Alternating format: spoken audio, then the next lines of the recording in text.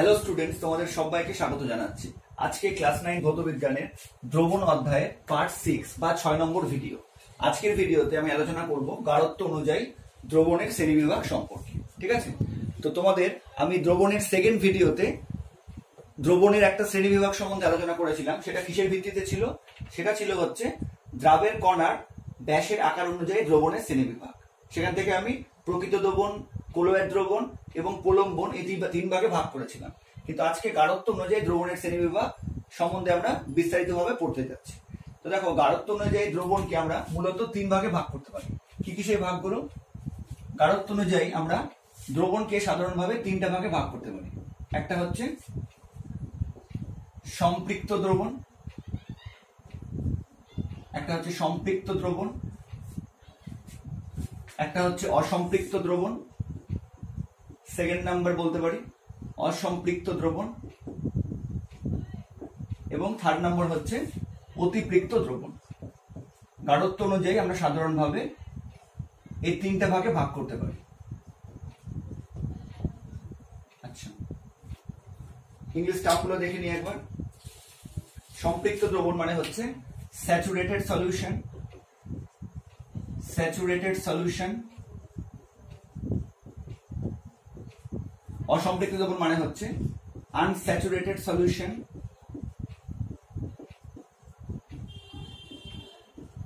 আর অতিপৃক্ত দ্রবণ মানে হচ্ছে সুপার স্যাচুরেটেড সলিউশন। তো স্যাচুরেশন মানেই হচ্ছে সম্পৃক্তি, সেখান থেকে এইভাবে ইংলিশ টার্মগুলো এসেছে। আচ্ছা, এবার এটার মানেটা কি সেটা প্রথমে বুঝাই, তারপরে আমি ডিটেলসে আলোচনা করছি। তো সম্পৃক্ত, দেখো সম্পৃক্ত মানে কি মনে রাখবে? সর্বোচ্চ। সম্পৃক্ত মানে বাংলাটা মনে রাখবে সহজে, সর্বোচ্চ পরিমাণ, ম্যাক্সিমাম। অসম্পৃক্ত মানে কি? সর্বোচ্চ থেকে কম, সর্বোচ্চর থেকে কম যে কোনো পরিমাণ।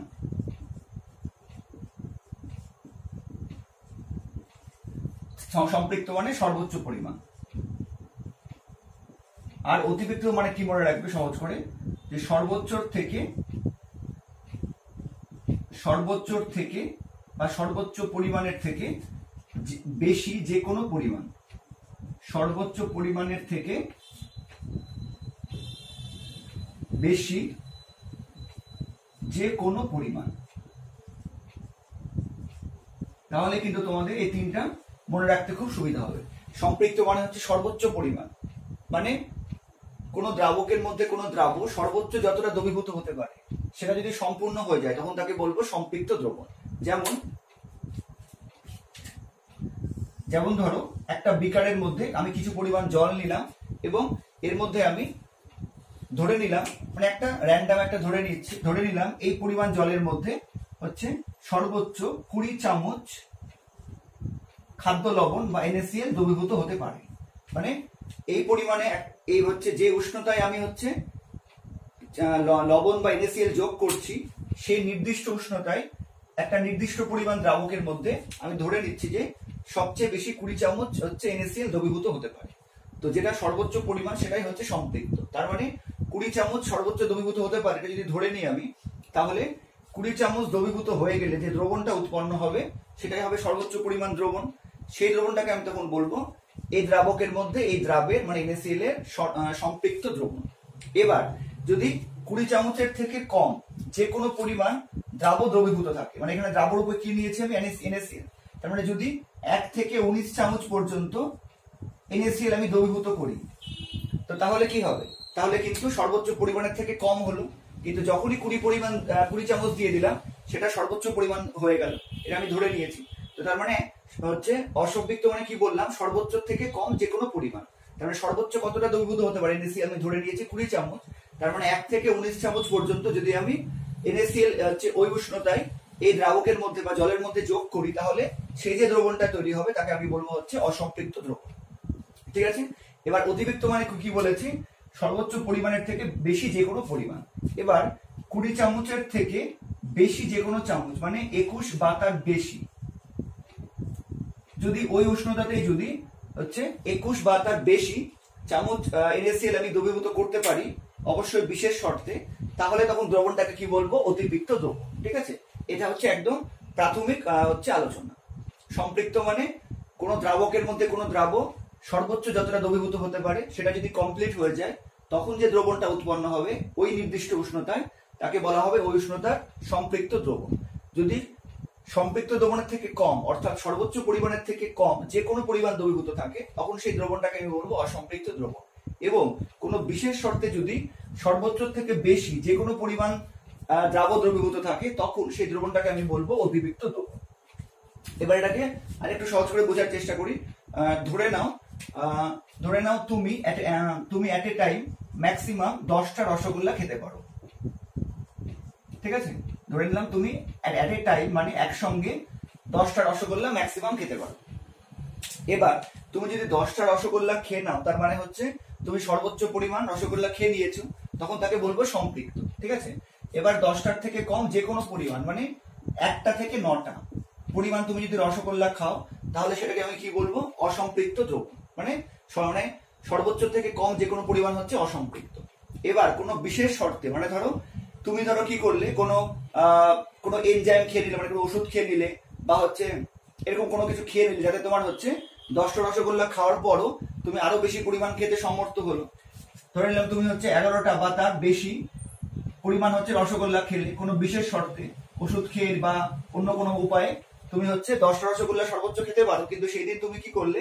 ওষুধ খেয়ে নেওয়ার ফলে বা হচ্ছে অন্য কোনো কিছু খেয়ে নেওয়ার ফলে তোমার হয়তো 10টা রসগোল্লা খাওয়ার পরেও তুমি আরো হচ্ছে খেতে সমর্থ হলে, মানে 11টা বা তার হচ্ছে বেশি পরিমাণ রসগোল্লা খেতে সমর্থ হলে, তখন সেটাকে আমি কি বলবো? অতিরিক্ত। ঠিক আছে, এটাই হচ্ছে একদম প্রাথমিক ধারণা।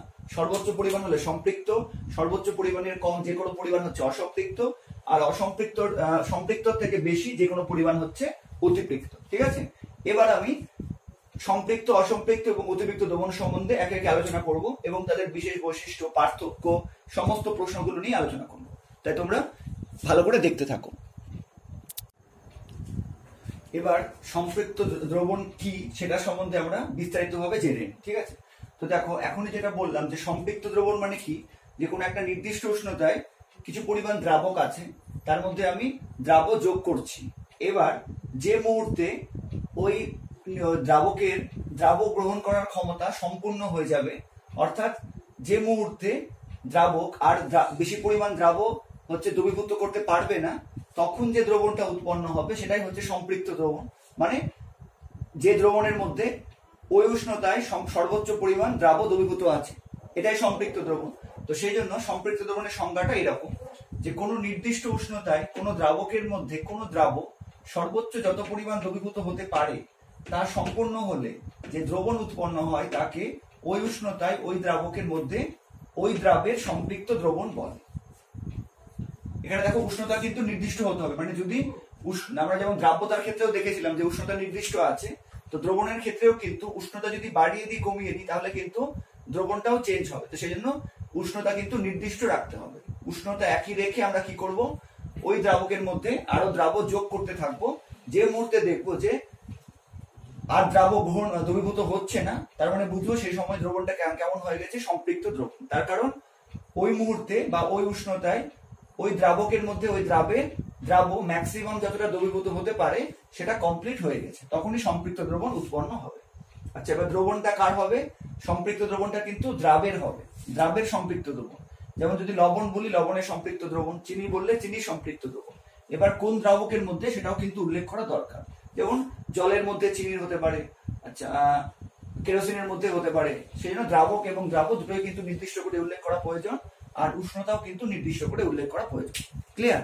এবার সম্পৃক্ত দ্রবণের যে বৈশিষ্ট্যগুলো সেগুলো বোঝার জন্য আমি সম্পৃক্ত দ্রবণ কি করে প্রস্তুত করা হয় সেটা সহজ করে বলার চেষ্টা করছি।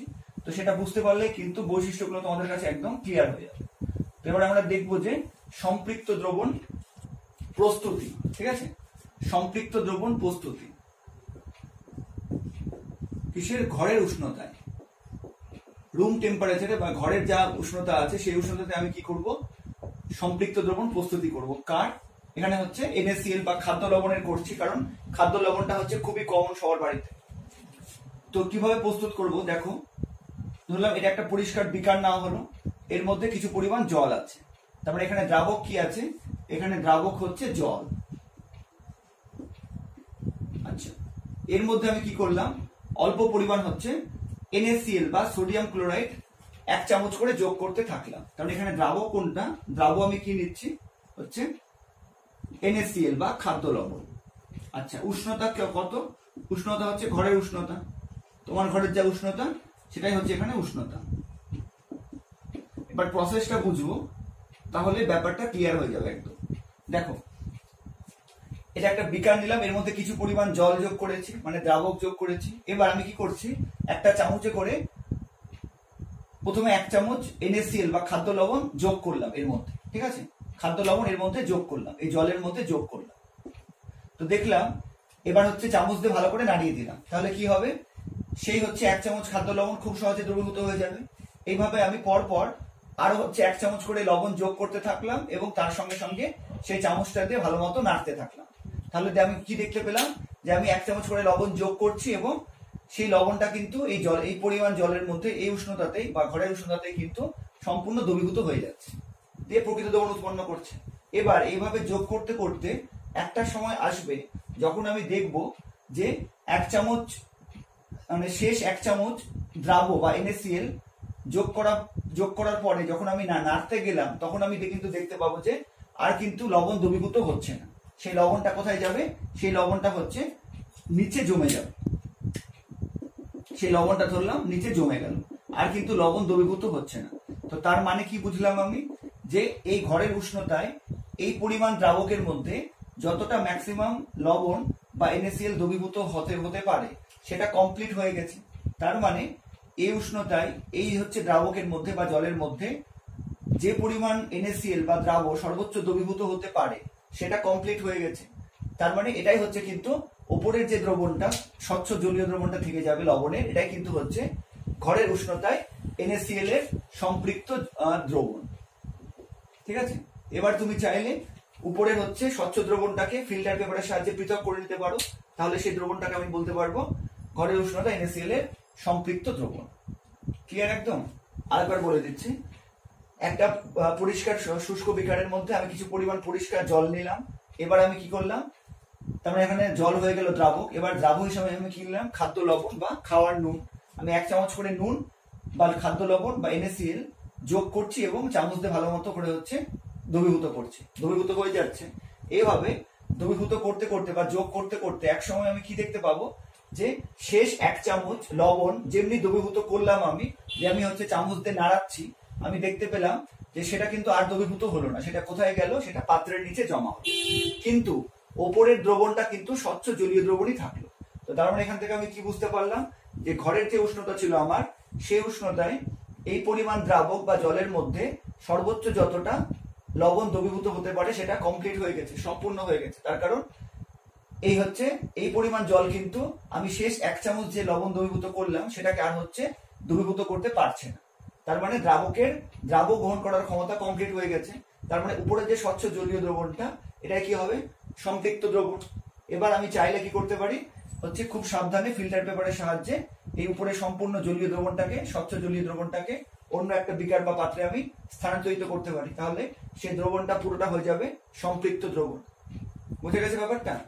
এবার কিন্তু আমি বৈশিষ্ট্যগুলো একে একে বলছি, এবার আশা করি বৈশিষ্ট্যগুলো তুমি এই পরীক্ষার সাহায্যে হচ্ছে রিলেট করতে পারবে। দেখো, তো সম্পৃক্ত দ্রবণের প্রথম বৈশিষ্ট্য কি, এটা আমি সংজ্ঞা থেকেই পরিষ্কার হচ্ছে, যে সম্পৃক্ত দ্রবণে দ্রাবক গ্রহণ করার ক্ষমতা পূর্ণ হয়ে যায়, যেটা আমি বললাম এখানে শেষ 1 চামচটা ঢালা মাত্রই কি হলো, আর কিন্তু হচ্ছে সেটা দ্রবীভূত হলো না। তার মানে আমি বুঝতে পারলাম যে ওই উষ্ণতায় দ্রাবক গ্রহণ করার ক্ষমতা পূর্ণ হয়ে গেছে।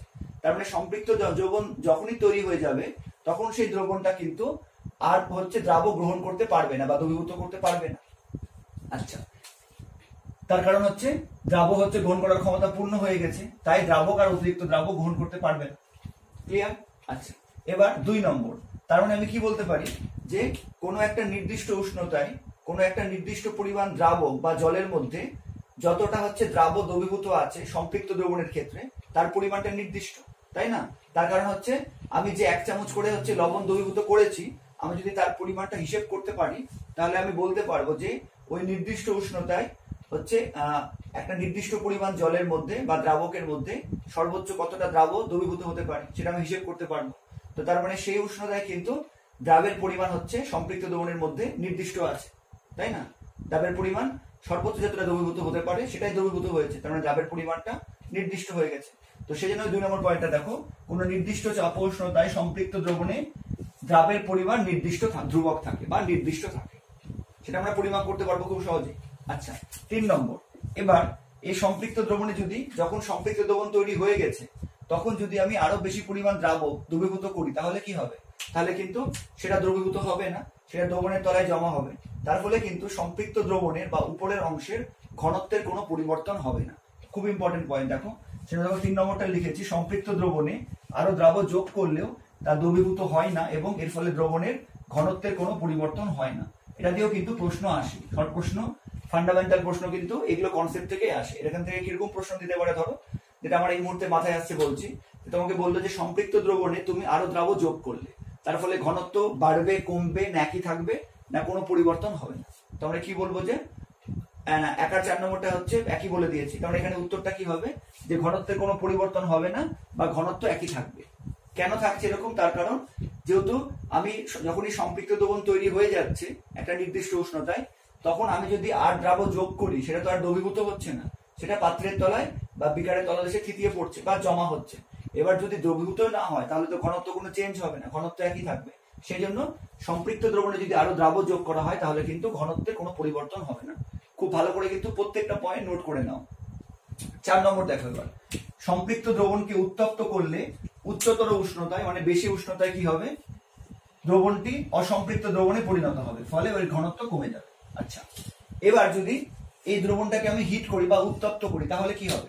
আমরা জানি যে হচ্ছে উত্তপ্ত করলে কি হবে, এটা কিন্তু আগের থেকে বেশি পরিমাণ লবণকে দ্রবীভূত করতে পারবে, কারণ যেহেতু উত্তপ্ত করেছি হচ্ছে দ্রাবকের জলের অণুগুলো কি হয়েছে, প্রসারিত হয়েছে, তার ফলে তারা কিন্তু এখন আরো বেশি পরিমাণ লবণকে দ্রবীভূত করতে পারবে। তো তার মানে যদি আমরা সম্পৃক্ত দ্রবণকে উত্তপ্ত করি তার ফলে কি হবে, তার যে হচ্ছে সর্বোচ্চ দ্রাবক গ্রহণ করার ক্ষমতা সেটা কিন্তু বৃদ্ধি পাবে। তার মানে একটা হচ্ছে নির্দিষ্ট মানে দ্রাবকের পরিমাণ বা জলের পরিমাণ নির্দিষ্ট রেখে আমরা যদি উষ্ণতা বৃদ্ধি করি তাহলে কিন্তু সেই উষ্ণতায় কিন্তু সেই নির্দিষ্ট পরিমাণ দ্রাবকটা আরো বেশি দ্রাবক গ্রহণ করতে পারবে।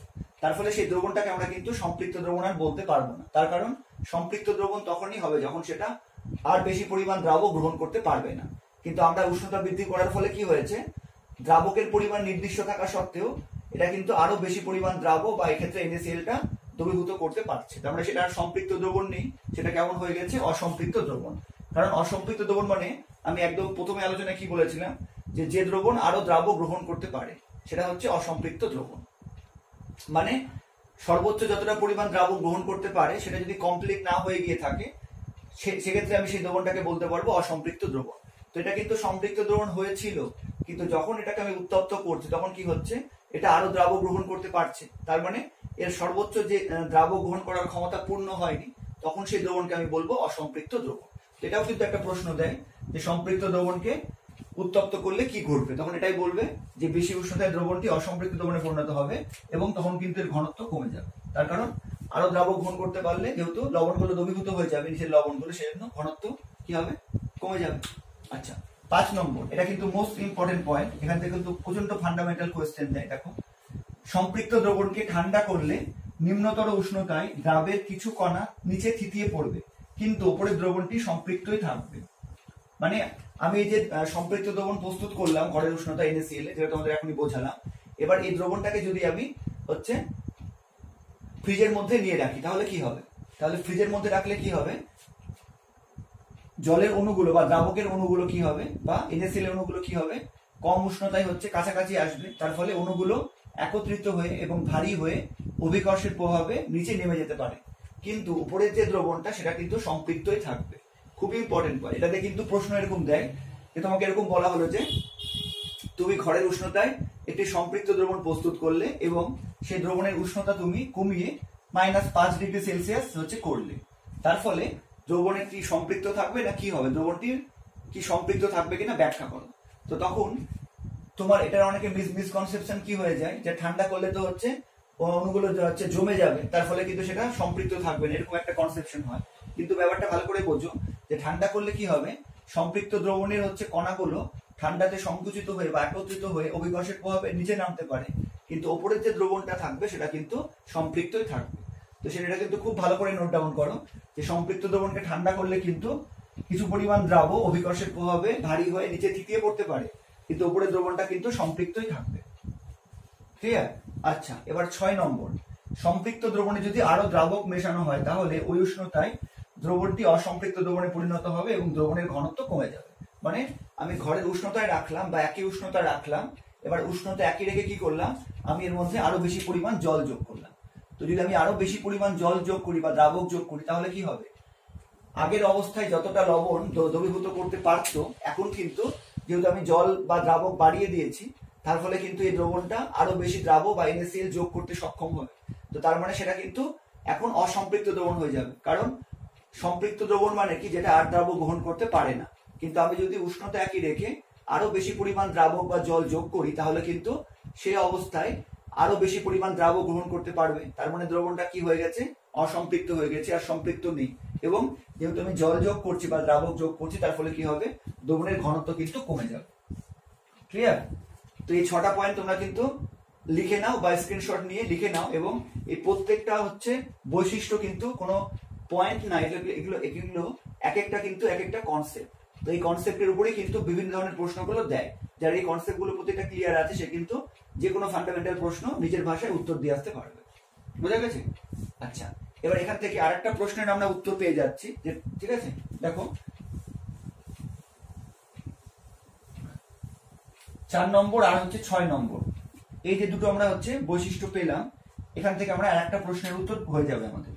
যদি আমরা অসম্পৃক্ত দ্রবণ এখনো পড়িনি, কিন্তু কিছুটা তোমাদের কনসেপ্ট বিল্ড আপ হয়েছে, এরপরেই আমরা অসম্পৃক্ত দ্রবণ সম্বন্ধেই পড়বো। তো প্রশ্নটা চলে আসছে যে সম্পৃক্ত দ্রবণকে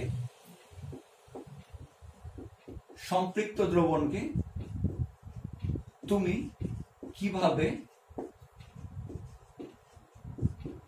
অসম্পৃক্ত দ্রবণে পরিণত করবে?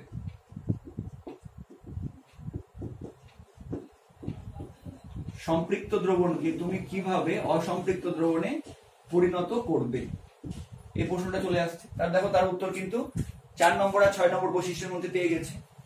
অসম্পৃক্ত দ্রবণ মানে কি, যে দ্রবণের দ্রাবক গ্রহণ করার ক্ষমতা সম্পূর্ণ হয়নি, বা নির্দিষ্ট উষ্ণতায় যে দ্রবণ আরো দ্রাবক গ্রহণ করতে পারে, সেটাই হচ্ছে অসম্পৃক্ত দ্রবণ। এরপরে আমরা পড়বো, কিন্তু যেহেতু এখানে অলরেডি লিখে দিয়েছি, এই প্রশ্নের উত্তরটা বলে দিই। দেখো, সম্পৃক্ত দ্রবণকে উত্তপ্ত করলে কি হবে, উচ্চতর উষ্ণতায় দ্রবণটি অসম্পৃক্ত দ্রবণে পরিণত হবে, ফলে এর ঘনত্ব কমে যাবে। তার মানে 1 নম্বর আমি কি বলবো, কিভাবে করবে, 1 নম্বর উপায় হতে পারে আমার 4 নম্বর বৈশিষ্ট্যটা লিখলেই হয়ে যাবে। আচ্ছা, 2 নম্বর উপায় কি হতে পারে, তার জন্য আমি 6 নম্বর বৈশিষ্ট্যটা লিখবো। দেখো 6 নম্বরে কি বলেছি, সম্পৃক্ত দ্রবণে আরো দ্রাবক মেশালে ওই উষ্ণতায় দ্রবণটি অসম্পৃক্ত দ্রবণে পরিণত হবে এবং দ্রবণের ঘনত্ব কমে যাবে। তার মানে সম্পৃক্ত দ্রবণ মানে কি ছিল, দ্রাবকের একটা নির্দিষ্ট উষ্ণতায় দ্রাবকের দ্রাবক গ্রহণ করার ক্ষমতা সম্পূর্ণ হয়ে গেছে।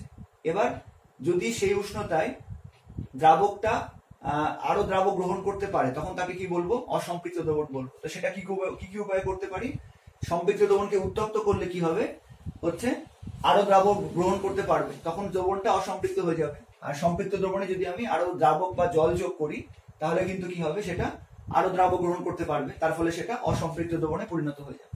তো তোমরা এই প্রত্যেকটা হচ্ছে কনসেপ্ট এবং এই প্রশ্নগুলো কিন্তু খুব ভালো করে নোট ডাউন করে নাও, এবং অবশ্যই ভালো করে বোঝার চেষ্টা করো, বা নিজেও কিন্তু আমি যে উদাহরণটা প্রস্তুত করলাম, তোমরা নিজেও বাড়িতে এই হচ্ছে NaCl এর বা চিনির সম্পৃক্ত জলীয় দ্রবণ প্রস্তুত করতে পারো, তাহলে তোমাদের কনসেপ্টটা আরো ক্লিয়ার হয়ে যাবে। ঠিক আছে?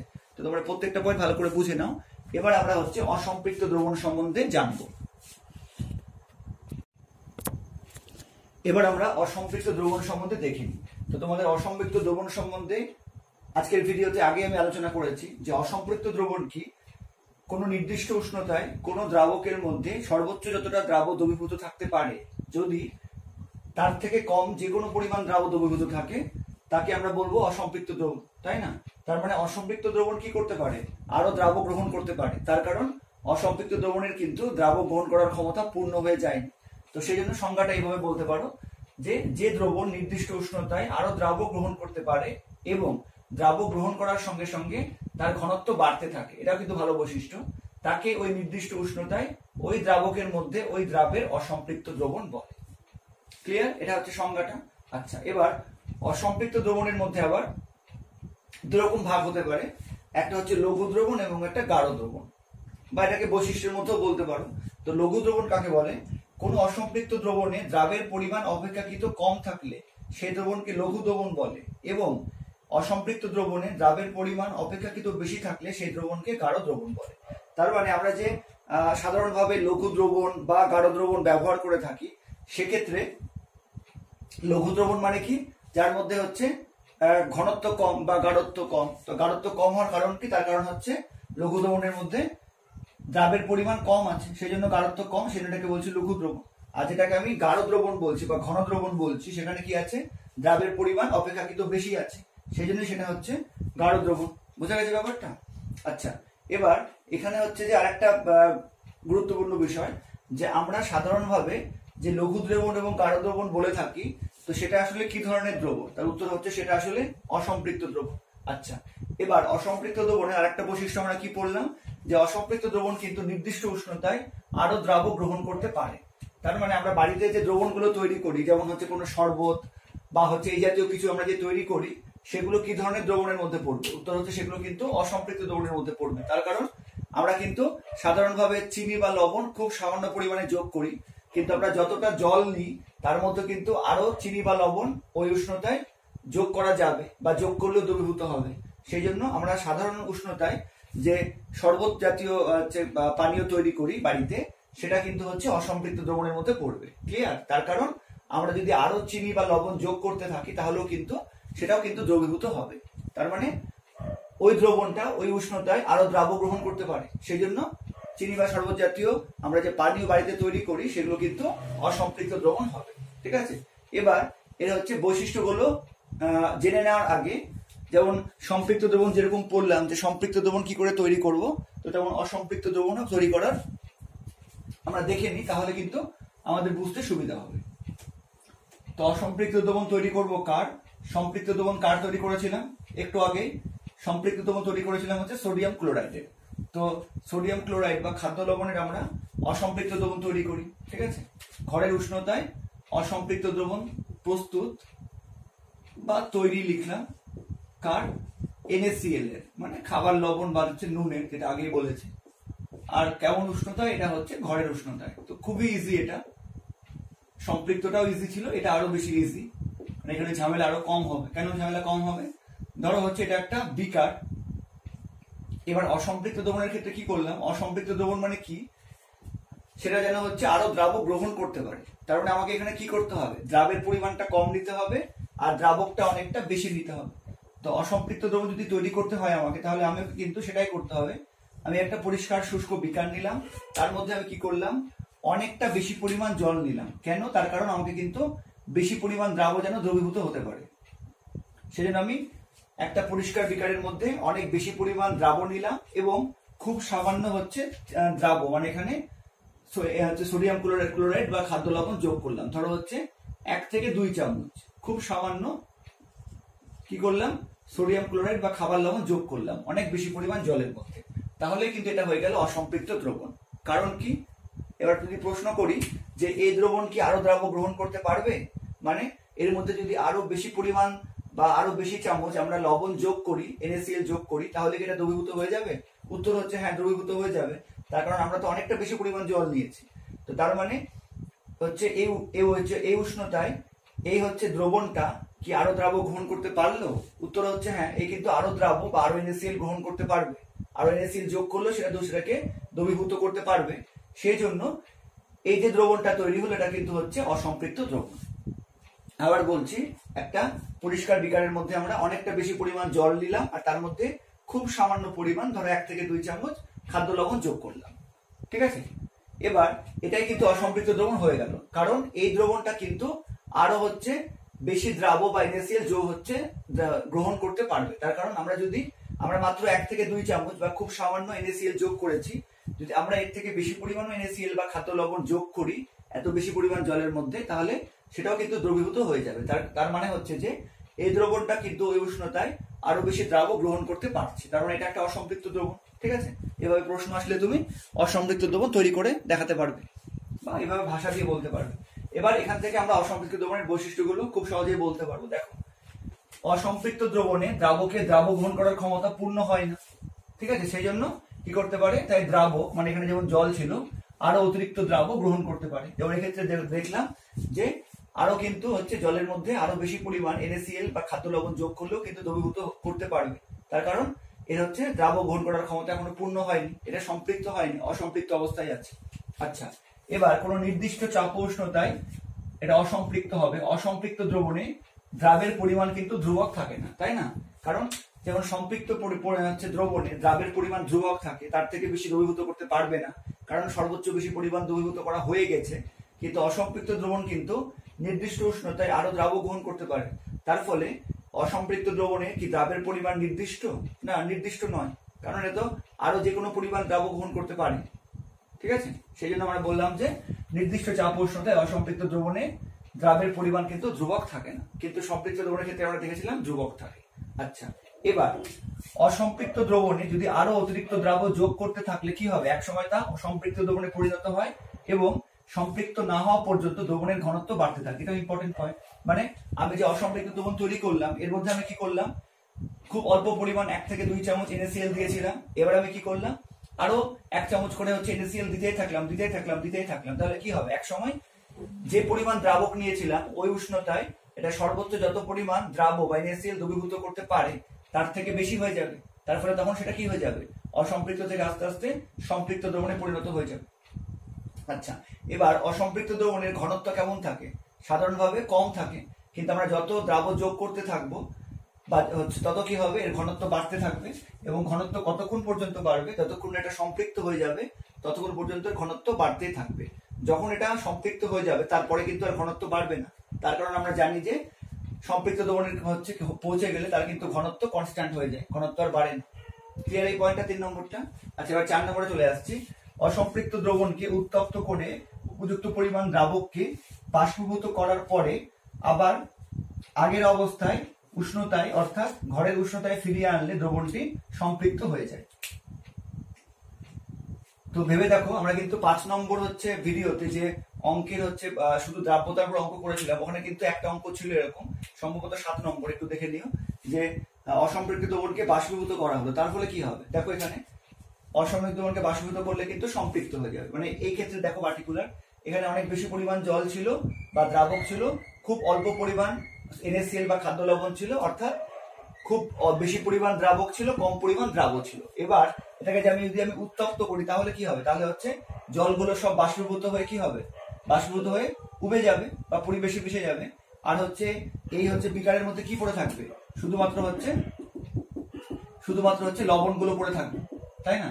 তো তার মানে যদি আমরা হচ্ছে এই অসম্পৃক্ত দ্রবণটাকে উত্তপ্ত করে জলটাকে বাষ্পীভূত করে দিই, তারপরে আবার ঠান্ডা করে যে উষ্ণতায় অসম্পৃক্ত দ্রবণটা তৈরি করা হয়েছিল সেই উষ্ণতায় নিয়ে আসতে পারি, মানে আবার ঘরের উষ্ণতায় নিয়ে আসতে পারি, তাহলে সেটা কি হয়ে যাবে, দ্রবণটা সম্পৃক্ত হয়ে যাবে। ঠিক আছে, তার কারণ তখন কিন্তু জলের পরিমাণ খুবই কম থাকবে না বললেই চলে, আর লবণটা অনেক বেশি থাকবে, সমস্ত লবণই থাকবে। তার ফলে সেই অবস্থায় কিন্তু আর হচ্ছে লবণ দিলে আর কিন্তু দ্রবীভূত হবে না, তখন সেটা সম্পৃক্ত দ্রবণ হয়ে গেছে। ক্লিয়ার?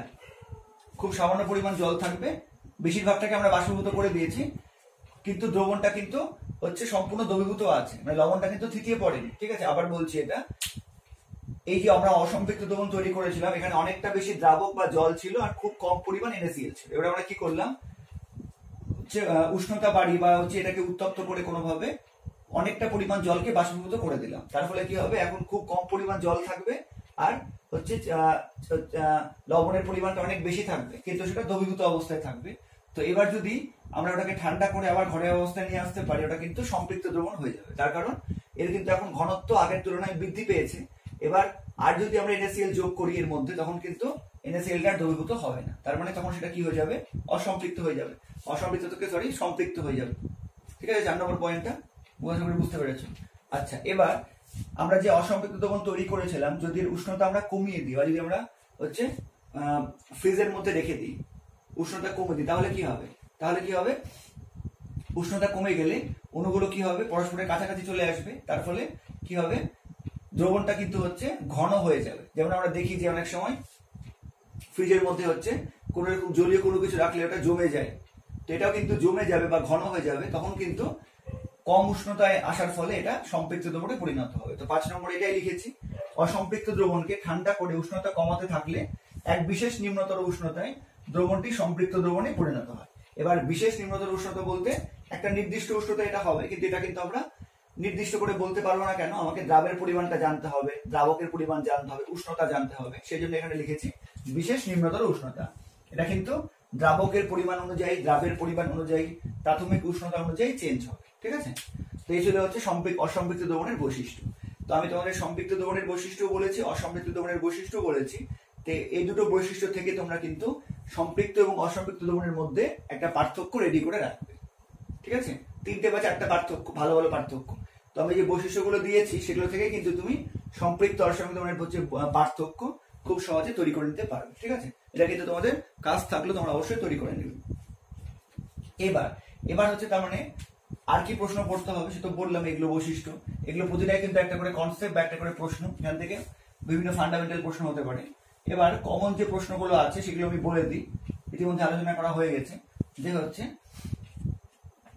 প্রশ্ন হচ্ছে অসম্পৃক্ত দ্রবণকে কিভাবে সম্পৃক্ত করবে। এটা কিন্তু এখানে আলোচনা করে দিয়েছে, আমি শুধু বলছি অসম্পৃক্ত দ্রবণকে কিভাবে বা কি উপায়ে সম্পৃক্ত দ্রবণে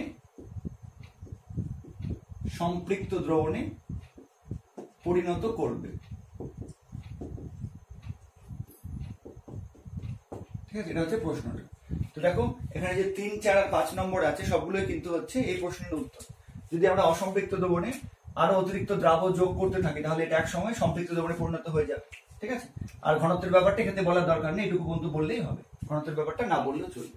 এবার 2 নম্বর উপায় কি হবে, যদি আমরা অসম্পৃক্ত দ্রবণকে উত্তপ্ত করে উপযুক্ত পরিমাণ হচ্ছে দ্রাবককে আমরা বাষ্পীভূত করে দিতে পারি, দিয়ে যদি আবার ঘরের উষ্ণতায় ফিরিয়ে নিয়ে আসি তাহলে সেটা সম্পৃক্ত হয়ে যাবে। এটাও একটা উপায় 2 নম্বর। তাহলে 1 নম্বর উপায় হচ্ছে 3 নম্বর পয়েন্টটা, 2 নম্বর উপায় হচ্ছে 4 নম্বর পয়েন্টটা, আর 3 নম্বর উপায় হচ্ছে 5 নম্বর পয়েন্ট। কারণ 5 নম্বরে দেখো অসম্পৃক্ত দ্রবণ যদি ঠান্ডা করে উষ্ণতা কমিয়ে দিই, যেমন বললাম যে যদি ফ্রিজে রেখে দিই তাহলে কি হবে, একটা বিশেষ নিম্নতর উষ্ণতায় দ্রবণটা সম্পৃক্ত দ্রবণে পরিণত হবে। তার কারণ ওটা হচ্ছে অনেকটা জমে যাবে, তখন কিন্তু ওটা আর দ্রাবক গ্রহণ করতে পারবে না, আর দ্রাবক গ্রহণ করতে পারছে না মানে সেটা সম্পৃক্ত হয়ে গেছে। ক্লিয়ার? আচ্ছা, এটা বললাম। আচ্ছা, এবার এখান থেকে আরেকটা প্রশ্ন যোগ করতে পারে, দিতে পারে যে অসম্পৃক্ত দ্রবণে দ্রাব যোগ না করে কিভাবে সম্পৃক্ত দ্রবণে পরিণত করতে পারবে। আবার বলছি, এটা একটা প্রশ্ন হতে পারে। আবার আরেকটা একই রকম প্রশ্ন হতে পারে যে অসম্পৃক্ত দ্রবণে দ্রাব যোগ না করে কিভাবে সম্পৃক্ত দ্রবণে পরিণত করবে। তখন কি বলতে হবে, তখন শুধু এই 4 নম্বর আর হচ্ছে 5 নম্বর এই দুটো বলতে হবে। এই দুটো বললেই তখন হয়ে যাবে, কারণ 3 নম্বরটা হচ্ছে দ্রাব যোগ করার ব্যাপার আছে। যদি বলা হয় যে দ্রাব যোগ না করে কিভাবে অসম্পৃক্ত দ্রবণকে সম্পৃক্ত করবে, তাহলে 4 আর 5 নম্বর বৈশিষ্ট্যটা বললেই হয়ে যাবে। ঠিক আছে? কারণ 4 নম্বরে বলা আছে উত্তপ্ত করার ব্যাপার, 5 নম্বরে বলা আছে ঠান্ডা করার ব্যাপার। বুঝতে পারছো আশা করি? এই দুটো প্রশ্ন হয়ে গেল। আচ্ছা, আর এই প্রত্যেকটা বৈশিষ্ট্যই বললাম যেমন যে হচ্ছে ইম্পর্টেন্ট প্রশ্নের জন্য। আচ্ছা, এবার এখান থেকে হচ্ছে আরেকটা হচ্ছে প্রশ্ন দেয়, যেটা হচ্ছে আমি আলোচনা করেছি, কিন্তু এবার একদম উত্তর ভিত্তিক স্পেসিফিক ভাবে কি বলতে হবে সেটা আলোচনা করি। এবার প্রশ্ন হচ্ছে যে তোমাকে একটা দ্রবণ দিয়ে দেওয়া হলো, সেটা সম্পৃক্ত না অসম্পৃক্ত সেটা তুমি কি করে বুঝতে পারবে। বুঝা গেছে? মানে প্রশ্নটা দিয়ে হচ্ছে বলছি যে অসম্পৃক্ত দ্রবণ এবং সম্পৃক্ত দ্রবণ, অসম্পৃক্ত দ্রবণ এবং সম্পৃক্ত দ্রবণ শনাক্তকরণের উপায়। শনাক্তকরণের উপায় এরকম দিতে পারে, বা তোমাকে প্রশ্ন আকারে দিতে পারে যে তোমাকে একটি দ্রবণ দিয়ে দেওয়া হলো, সেটা সম্পৃক্ত না অসম্পৃক্ত তুমি কিভাবে হচ্ছে বুঝতে পারবে। ঠিক আছে? তো তাহলে হচ্ছে কি করব, দুটো বলবো। 1 নম্বর কি করব, ওই দ্রবণে হচ্ছে উষ্ণতা একই রেখে ওই দ্রবণে আরো হচ্ছে কি করা হলো, আরো দ্রাব যোগ করা হলো, আরো অতিরিক্ত পরিমাণ দ্রাব যোগ করা হলো। এবার যদি দেখা যায় যে হচ্ছে সেই দ্রাবটা দ্রবীভূত হচ্ছে এবং দ্রবণের ঘনত্ব বাড়তে থাকছে, তাহলে কি বুঝতে পারবো যে দ্রবণটা অসম্পৃক্ত। কারণ আমরা জানি যে দ্রবণটা আরো দ্রাব গ্রহণ করতে পারে সেটাই হচ্ছে অসম্পৃক্ত দ্রবণ। ঠিক আছে, এবার 2 নম্বর কি বলবো, যে হচ্ছে ওই দ্রবণে দ্রাব যোগ করার ফলে যদি দেখা যায় যে দ্রাবটা হচ্ছে দ্রবীভূত হচ্ছে না এবং কিছুটা দ্রাব পাত্রের তলায় হচ্ছে থিতিয়ে পড়ছে, কিন্তু উপরের হচ্ছে একটা স্বচ্ছ দ্রবণ তৈরি হচ্ছে এবং দ্রবণের ঘনত্ব একই থাকছে, তাহলে বুঝতে পারবো যে দ্রবণটা হচ্ছে সম্পৃক্ত দ্রবণ। বুঝা গেছে? আবার বলছি, এরকম ডাইরেক্ট দিতে পারে যে অসম্পৃক্ত এবং সম্পৃক্ত দ্রবণ কিভাবে শনাক্ত করবে, পৃথক করবে, বা এরকম প্রশ্ন দিতে পারে, তোমাকে একটা দ্রবণ দেওয়া হলো, এবার সেই দ্রবণটা সম্পৃক্ত না অসম্পৃক্ত তুমি কিভাবে বুঝতে পারবে। তখন আমি বলবো যে হচ্ছে ওই দ্রবণে আরো অতিরিক্ত পরিমাণ দ্রাব যোগ করা হলো। ঠিক আছে, ওই দ্রবণে আরো অতিরিক্ত পরিমাণ দ্রাব যোগ করা হলো। দিয়ে এবার বলবো 1 নম্বর, যদি দেখা যায় যে সেই হচ্ছে দ্রবণের মধ্যে দ্রবীভূত হয়ে যাচ্ছে এবং দ্রবণের হচ্ছে ঘনত্ব আস্তে আস্তে বৃদ্ধি পাচ্ছে, তাহলে বুঝতে পারবো সেই দ্রবণটা অসম্পৃক্ত। কারণ অসম্পৃক্ত দ্রবণ আরো দ্রাব গ্রহণ করতে পারে এবং হচ্ছে সম্পৃক্ত না হওয়া পর্যন্ত দ্রবণের ঘনত্ব বাড়তে থাকে, তার মানে দ্রবণটা অসম্পৃক্ত। এবার 2 নম্বর কি বলবো, যে দ্রাব যোগ করার ফলে যদি দেখা যায় যে সেই দ্রাব দ্রবীভূত হচ্ছে না এবং হচ্ছে পাত্রের তলায় হচ্ছে আলাদা হয়ে যাচ্ছে বা থিতিয়ে পড়ছে বা পাত্রের তলায় জমা হচ্ছে, কিন্তু উপরের দ্রবণটা স্বচ্ছ আছে এবং দ্রবণের ঘনত্ব একই আছে, তাহলে বোঝা যাবে যে দ্রবণটা হচ্ছে সম্পৃক্ত আছে। এভাবে আমি সহজে বুঝতে পারবো। ক্লিয়ার? এভাবে তোমরা নিজের ভাষায় লিখে নিতে পারবে। ঠিক আছে, কোনো অসুবিধা নেই নিজের ভাষায় লিখলে। আচ্ছা, এবার হচ্ছে আরেকটা প্রশ্ন, হচ্ছে খুব ইম্পর্টেন্ট প্রশ্ন, যে হচ্ছে যে অসম্পৃক্ত দ্রবণ কি করতে পারে, দ্রাব গ্রহণ করতে পারে। ঠিক আছে, যেটা আমরা সংজ্ঞাতেও পড়েছি বা ইতিমধ্যে আলোচনা করেছি। অসম্পৃক্ত দ্রবণ কি করতে পারে, দ্রাব গ্রহণ করতে পারে। তো অসম্পৃক্ত দ্রবণের দ্রাব গ্রহণ করার এই যে ক্ষমতা, অসম্পৃক্ত দ্রবণের এই যে দ্রাব গ্রহণ করার ক্ষমতা, সেটা কোন কোন বিষয়ের উপর নির্ভর করে। এটাকে একটা কোয়েশ্চেনই ভাবো, কোন কোন বিষয়ের উপর নির্ভর করে।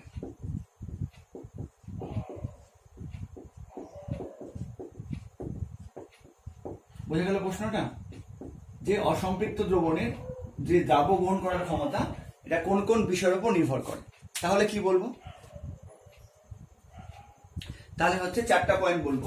1 নম্বর হচ্ছে দ্রাব ও দ্রাবকের প্রকৃতি, মানে দ্রাব আর দ্রাবকটা কি তার উপর নির্ভর করবে।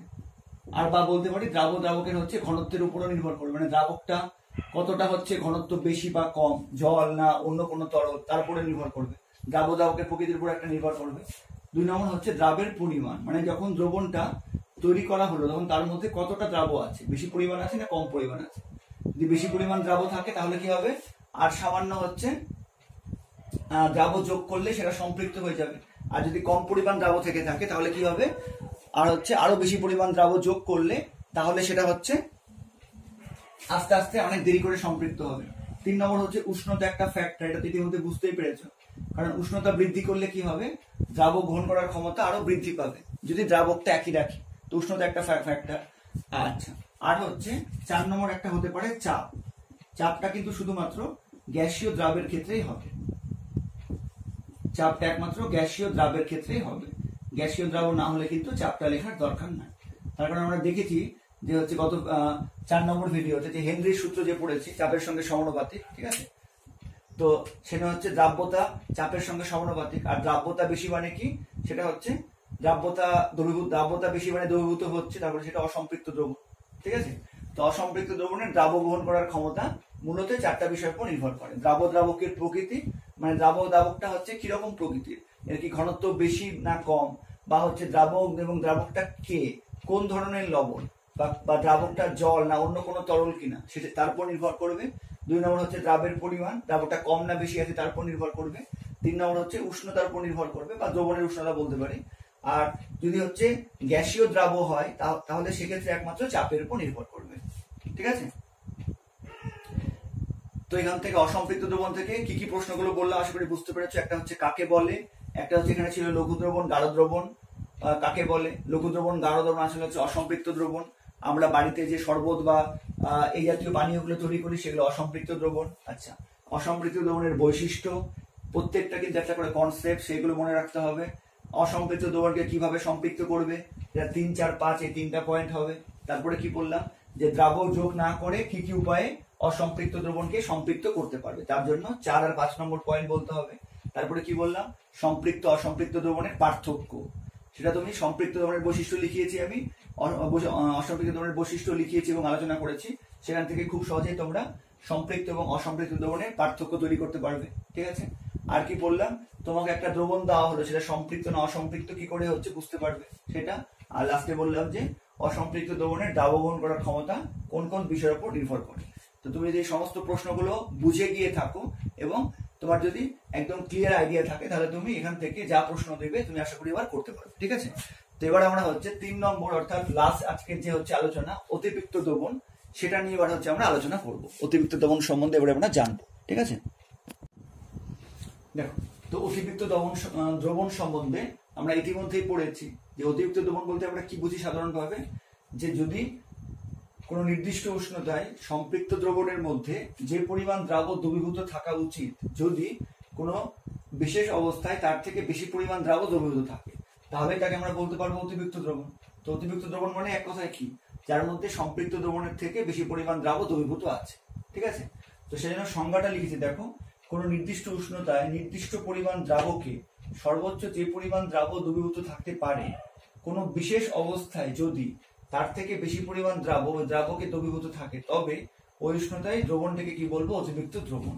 এবার প্রশ্ন হচ্ছে যে এই যে বিশেষ অবস্থা বলছি বা অতিরিক্ত দ্রবণে আমরা কি বলছি, যে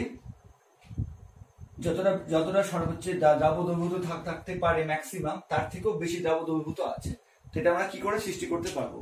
তো সেটা প্রথমে সহজ করে একটু বোঝারও চেষ্টা করি। ঠিক আছে, যে অতিরিক্ত দ্রবণটা আমরা কিভাবে তৈরি করতে পারবো, তারপরে প্রশ্নগুলো দেখে নিয়ে তোমাদের সিলেবাসে হাইপোর অতিরিক্ত দ্রবণ প্রস্তুতি আছে, ওটাও পড়বো। কিন্তু প্রথমে বুঝতে হবে যে অতিরিক্ত দ্রবণটা আমরা কি করে তৈরি করতে পারছি, বা কিভাবে আমরা হচ্ছে সম্পৃক্ত দ্রবণের থাকা অবস্থায় যতটা দ্রাবক দ্রবীভূত থাকতে পারে তার থেকেও বেশি দ্রাবক দ্রবীভূত করতে পারছি, সেটা এবার আমরা প্রথমে বুঝে নিই। দেখো মনে করো আবার একটা হচ্ছে পরিষ্কার বিকার নেওয়া হলো, আচ্ছা এর মধ্যে পরিমাণ মতো জল নেওয়া হলো, খুব কম না খুব বেশিও না। আচ্ছা এবার এই জলটাকে আমি কি করলাম, জলটাকে আমি উত্তপ্ত করলাম, জলটাকে হিট করলাম, উত্তপ্ত করলাম। এবার জলটা উত্তপ্ত করলে কি হবে, আমরা জানি যে চিনি বা লবণ এরা কি হয়, উষ্ণতা বৃদ্ধি পেলে হচ্ছে দ্রাব্যতা বৃদ্ধি পায়। তো যেহেতু আমি জলটাকে উত্তপ্ত করেছি, তো জলটা ঠান্ডা অবস্থায় যতটা চিনি দ্রবীভূত করতে পারতো, এখন কি হবে, এখন কিন্তু বেশি পরিমাণ চিনি দ্রবীভূত করতে পারবে। ঠিক আছে, তো তার মানে আমরা যখনই জলটাকে উত্তপ্ত করলাম, তখনই কি হলো, ঠান্ডা অবস্থায় বা সাধারণ অবস্থায় এই জল যতটা হচ্ছে চিনি দ্রবীভূত করতে পারতো, এখন কিন্তু আরো বেশি পরিমাণ চিনি দ্রবীভূত করতে পারবে। বোঝা গেছে? তো আমি তার মানে সেই জন্য কি করলাম, প্রথমে কিছু পরিমাণ জল নিয়ে সেই জলটাকে উত্তপ্ত করলাম এবং তার মধ্যে আমি এবার হচ্ছে চিনি অল্প অল্প করে যোগ করতে থাকলাম, দিয়ে আমি কি করলাম, সম্পৃক্ত দ্রবণ তৈরি করলাম, চিনির সম্পৃক্ত দ্রবণ তৈরি করলাম। ঠিক আছে, আমি কি করলাম, চিনির সম্পৃক্ত দ্রবণ তৈরি করলাম। কিন্তু এটা কোন উষ্ণতায়, উচ্চ উষ্ণতায়, কারণ আমি কিন্তু জলটাকে ফুটিয়ে দিয়েছি বা জলটাকে উত্তপ্ত করেছি, ফলে আমি উচ্চ উষ্ণতায় চিনির সম্পৃক্ত দ্রবণ তৈরি করলাম। তার মানে এখন বলো, এটাকে যদি আমি রেখে দিই এইভাবে, এটাকে আমি যদি না নাড়িয়ে স্থিরভাবে রেখে দিই, তাহলে কি হবে, তাপটা আস্তে আস্তে পরিবেশে বর্জিত হবে। তার ফলে যখন এটা উত্তপ্ত হয়ে গিয়েছিল, এটা আস্তে আস্তে ঠান্ডা হবে। এবার ঠান্ডা হয়ে যখন ঘরের উষ্ণতায় আসবে বা তুমি যেখানে আছো তার উষ্ণতায় আসবে, তখন কি হবে, তখন কিন্তু এই জলের মধ্যে যতটা দ্রাবক দ্রবীভূত থাকা উচিত, এখন কিন্তু বেশি দ্রাবক দ্রবীভূত আমরা করে দিয়েছি। কিন্তু এবার কিন্তু দ্রাবটা আর হচ্ছে দ্রবণ থেকে পৃথক হবে না বা নিচে থিতিয়ে পড়বে না, তার কারণ একবার তো দ্রবীভূত হয়ে গেছে, আর কিন্তু থিতিয়ে পড়তে পারবে না। তার মানে এবার ভেবে দেখো, সাধারণ উষ্ণতায় বা ঠান্ডা অবস্থায় যতটা দ্রাবক দ্রবীভূত থাকতে পারে, এখন কিন্তু এর মধ্যে অলরেডি বেশি দ্রাবক দ্রবীভূত আছে, কারণ আমরা উত্তপ্ত করে বেশি দ্রাবক দ্রবীভূত করিয়ে দিয়েছি। তো তার মানে এখন এর মধ্যে যে দ্রাবক দ্রবীভূত আছে সেটা কি, ওই উষ্ণতায় সম্পৃক্ত অবস্থায় যতটা দ্রাবক দ্রবীভূত থাকতে পারে তার থেকে বেশি দ্রাবক দ্রবীভূত আছে, সেই জন্য এটাকে আমরা এখন কি বলবো, অতিরিক্ত দ্রবণ। ক্লিয়ার? আচ্ছা আবার বলবো, ঠিক আছে আবার বলছি। দেখো আমরা একটা পরিষ্কার বিকারের মধ্যে কিছু পরিমাণ জল নিলাম, পরিষ্কার জল নিলাম। এবার ভেবে দেখো যে ঠান্ডা অবস্থায় আমরা ধরো চিনির অতিরিক্ত দ্রবণ তৈরি করছি, আমি জাস্ট বোঝানোর জন্য বলছি, তো আরো কিন্তু প্রসেস আছে বিভিন্ন, আমি শুধু সহজ করে বলছি। তো আমরা ধরো চিনির অতিরিক্ত দ্রবণ তৈরি করতে চাইছি, ঠিক আছে। তো আমরা জানি যে চিনির ক্ষেত্রে কিন্তু যদি দ্রাবকের উষ্ণতা বৃদ্ধি করি বা দ্রবণের উষ্ণতা বৃদ্ধি করি তাহলে কিন্তু দ্রাব্যতা বাড়বে। তার মানে যখন আমরা হচ্ছে এই জলটাকে উত্তপ্ত করিনি বা জলটা ঘরের উষ্ণতায় ছিল, তখন যতটা চিনি হচ্ছে এই জলটা গ্রহণ করতে পারে বা সম্পৃক্ত দ্রবণ হচ্ছে উৎপন্ন করার জন্য যে যতটা চিনি দ্রবীভূত করাতে হবে, যদি এই জলটাকে আমরা উত্তপ্ত করে দিই তাহলে কিন্তু আরো বেশি চিনি দ্রবীভূত করলে সম্পৃক্ত দ্রবণ তৈরি হবে। এটা তো বুঝতে পেরেছো? তো এবার আমরা ওটাই করছি। আমরা কি করলাম, জলটাকে উত্তপ্ত করলাম, এবার হচ্ছে সম্পৃক্ত দ্রবণ প্রস্তুত করলাম উচ্চ উষ্ণতায়। তার মানে এখন উচ্চ উষ্ণতায় কিন্তু বেশি পরিমাণ চিনি এর মধ্যে দ্রবীভূত হয়ে যাচ্ছে। এবার আমরা কি করলাম, দ্রবণটাকে না নাড়িয়ে স্থিরভাবে এরকম রেখে দিলাম। তাহলে কি হবে, দ্রবণটা আস্তে আস্তে ঠান্ডা হয়ে যাবে। তারপরে ঘরের উষ্ণতায় আসলো। এবার ঘরের উষ্ণতায় আসলে দেখা যাবে যে ওই উষ্ণতায় হচ্ছে এই পরিমাণ দ্রাবক বা জলের মধ্যে যতটা চিনি দ্রবীভূত থাকা উচিত বা থাকতে পারতো ম্যাক্সিমাম, এখন কিন্তু তার থেকে বেশি পরিমাণ চিনি দ্রবীভূত হয়ে আছে। তার কারণ আমরা কিন্তু উত্তপ্ত করে বেশি পরিমাণ চিনি দ্রবীভূত করিয়ে দিয়েছি, ঠিক আছে। তো তার মানে এবার বলো, যেহেতু এখন ঘরের উষ্ণতায় আসার পরে এই হচ্ছে দ্রাবকের মধ্যে যতটা চিনি দ্রবীভূত থাকতে পারে ম্যাক্সিমাম, তার থেকেও বেশি চিনি দ্রবীভূত আছে। তার মানে এই দ্রবণটাকে আমি কি বলবো, অতিরিক্ত দ্রবণ। তার কারণ এখন তো এর মধ্যে বেশি পরিমাণ চিনি দ্রবীভূত হয়ে আছে। তো এইভাবে আমরা অতিরিক্ত দ্রবণ প্রস্তুত করতে পারবো। তা আশা করি ব্যাপারটা বুঝতে পেরেছো, যে বিশেষ অবস্থা যেটা বলা হচ্ছিল, কোন বিশেষ অবস্থায় যদি বেশি দ্রাবক দ্রবীভূত থাকতে পারে তো কিভাবে সেই বিশেষ অবস্থা সৃষ্টি করব সেটা আশা করি বুঝতে পেরেছো, ঠিক আছে। তো তোমাদের সিলেবাসে কিন্তু হাইপোর অতিরিক্ত দ্রবণ প্রস্তুতি আছে, ওটা আমরা পরে পড়ছি। আগে অতিরিক্ত দ্রবণের বৈশিষ্ট্যগুলো দেখে নিই। দেখো, অতিরিক্ত দ্রবণ কিন্তু খুবই অস্থায়ী প্রকৃতির হয়, মানে খুব তাড়াতাড়ি কিন্তু অতিরিক্ত থেকে আবার সম্পৃক্ত চলে আসতে পারে, ঠিক আছে। 2 নম্বর, অতিরিক্ত দ্রবণকে সামান্য নাড়ানো হলেই দ্রবণ থেকে কিছু দ্রাবক পৃথক হয়ে পাত্রের তলায় থিতিয়ে পড়ে এবং দ্রবণটি সম্পৃক্ত দ্রবণে পরিণত হয়। তো তোমাকে যদি প্রশ্ন করা হয় যে অতিরিক্ত দ্রবণকে অস্থায়ী প্রকৃতির বলা হয় কেন বা অতিরিক্ত দ্রবণ অস্থায়ী হয় কেন, তখন কিন্তু তুমি 2 নম্বর পয়েন্টটা যুক্তি হিসাবে বলতে পারবে, ঠিক আছে। এগুলো কিন্তু নোট করতে থাকো, যে অতিরিক্ত দ্রবণকে সামান্য নাড়ানো হলেই দ্রবণ থেকে কিছু দ্রাবক পৃথক হয়ে পাত্রের তলায় থিতিয়ে পড়ে এবং দ্রবণটি সম্পৃক্ত দ্রবণে পরিণত হয়। ক্লিয়ার? আচ্ছা, এবার 3 নম্বর, অতিরিক্ত দ্রবণে সামান্য পরিমাণ কঠিন দ্রাবক যোগ করলে সেটি আকারে বড় হতে থাকে এবং একসময় সমগ্র দ্রবণটি জমাট বেঁধে কঠিন হয়ে যায়। 4 নম্বর, সম্পৃক্ত দ্রবণকে যদি পরিস্ফুট করি মানে ফিল্টার করে নিই, দিয়ে অতিরিক্ত দ্রাবক যুক্ত করে যদি উষ্ণতা কমিয়ে দিই তাহলেও কিন্তু হচ্ছে সম্পৃক্ত দ্রবণটা অতিরিক্ত দ্রবণে পরিণত হবে। এখানে যেমন আমরা উষ্ণতা বৃদ্ধি করেছিলাম, ঠিক আছে। এবার এখানে আমরা কি করব, সম্পৃক্ত দ্রবণ তৈরি করে কি করব, সেই দ্রবণটাকে ফিল্টার করে নেব, এবার উষ্ণতা হ্রাস করে দেব, তার ফলেও কিন্তু হচ্ছে সম্পৃক্ত দ্রবণটা অতিরিক্ত দ্রবণে পরিণত হবে। এর ঠিক উল্টো প্রসেস, উত্তপ্ত করার উল্টো প্রসেস। আচ্ছা, আর 5 নম্বর, অতিরিক্ত দ্রবণ থেকে কেলাসন প্রক্রিয়ায় কেলাস প্রস্তুত করা যায়। তো 2, 3 এবং হচ্ছে 5 নম্বর এগুলো কিন্তু আমি পরের ভিডিওতে যখন কেলাসন ইত্যাদি এগুলো পড়িয়ে দেবো তখন তোমরা এই 2, 3 আর 5 নম্বর পয়েন্টগুলো বুঝতে পারবে, ঠিক আছে। এখন আপাতত তোমরা নোট ডাউন করে রেখে দাও, পরে যখন বোঝাবো তখন তোমরা অবশ্যই বুঝতে পারবে, ঠিক আছে। তো হচ্ছে অতিরিক্ত দ্রবণের আইডিয়া হলো, সংজ্ঞা হলো, বৈশিষ্ট্য বললাম। এবার অভ্যাস হচ্ছে প্রশ্ন কি হবে, প্রশ্ন হচ্ছে যে অতিরিক্ত দ্রবণ থেকে সম্পৃক্ত দ্রবণ থেকে কিভাবে অতিরিক্ত দ্রবণ প্রস্তুত করবে, ঠিক আছে। কি বললাম, দুটো প্রশ্ন, একটা হচ্ছে সম্পৃক্ত দ্রবণ থেকে অতিরিক্ত দ্রবণ কি করে প্রস্তুত করবে বা সম্পৃক্ত দ্রবণকে কিভাবে অতিরিক্ত দ্রবণে পরিণত করবে। আর একটা প্রশ্ন, এর উল্টো প্রশ্ন, অতিরিক্ত দ্রবণ থেকে কিভাবে সম্পৃক্ত দ্রবণ প্রস্তুত করবে, অতিরিক্ত থেকে সম্পৃক্ত দ্রবণ কি করে প্রস্তুত করবে। তো দুটোই কিন্তু বৈশিষ্ট্যের মধ্যে আছে, আমি যদি বলে দিচ্ছি। দেখো, প্রথমটা সম্পৃক্ত দ্রবণকে কিভাবে অতিরিক্ত দ্রবণে পরিণত করবে। দেখো, এটা কোনটা হবে, 4 নম্বরটা। সম্পৃক্ত দ্রবণকে পরিশুদ্ধ করে বা ফিল্টার করে অতিরিক্ত দ্রাবক যুক্ত করে উষ্ণতা হ্রাস করলে সম্পৃক্ত দ্রবণ অতিরিক্ত দ্রবণে পরিণত হয়। তার মানে এটার উত্তর কি হবে, 4 নম্বর বৈশিষ্ট্য। 4 লিখে দিলাম। এবার উল্টোটা, অতিরিক্ত দ্রবণকে কিভাবে সম্পৃক্ত দ্রবণে পরিণত করবে।